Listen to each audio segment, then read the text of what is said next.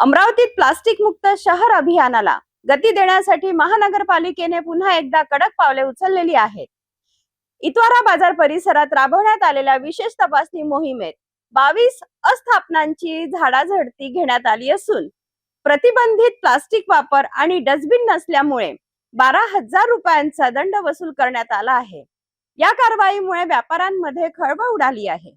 अमरावती महानगरपालिकेच्या उत्तर झोन क्रमांक 1 अंतर्गत रामपुरी कॅम्प परिसरात प्लास्टिक मुक्त शहर अभियान अधिक तीव्र करण्यात आले आहे। दिनांक 18 मे 2026 रोजी इतवारा बाजार परिसरात प्लास्टिक जप्ती आणि डस्टबिन तपासणीसाठी विशेष मोहीम राबविण्यात आली। महानगरपालिका आयुक्त वर्षा लड्डा आणि अतिरिक्त आयुक्त शिल्पा नाईक यांच्या आदेशानुसार ही कारवाई करण्यात आली। स्वच्छता विभागाचे वैद्यकीय अधिकारी डॉक्टर अजय जाधव आणि सहाय्यक आयुक्त नंदकिशोर तिखिले यांच्या मार्गदर्शनाखाली ही तपासणी मोहीम पार पडली। या मोहिमेदरम्यान एकूण 22 आस्थापनांनी सखोल तपासणी करण्यात आली। तपासणीमध्ये प्रतिबंधक प्लास्टिकचा वापर आढळून आल्याचे पवन किराणा या आस्थापनावर 5,000 रुपयांचा दंड ठोकवण्यात आला।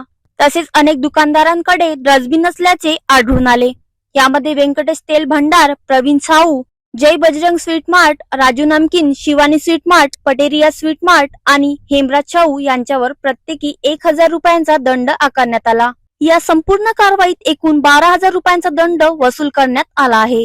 या मोहिमेत प्लास्टिक नोडल अधिकारी एक गोहोर, ज्येष्ठ स्वास्थ्य निरीक्षक राजू डिक्क्याव, प्लास्टिक स्वास्थ्य निरीक्षक सचिन सैनी, मेघराज ढेनवाल, निखिल खंडारे आणि एम सय्यद, शाहू जंजवाळ, अनिकेत महल्ले आणि आशिष सहारे यांनी सहभाग घेतला।